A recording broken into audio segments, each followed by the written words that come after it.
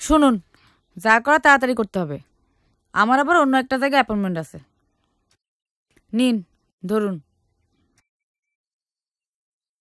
ধরুন। এসব শর্ত ফর্ত দিয়ে মানে আমি তোমাকে পুরো টাকাটাই দিব, কিন্তু এসব না করে যদি আমরা একটু গল্পগুজব করি, তোমার কোনো আপত্তি নাই তো? যা করি টাকার জন্যই করি, আপত্তি থাকার তো কোনো কথা নেই। আমার মতো বুড়া মানুষদের সাথে এসব করে সুখ পাও?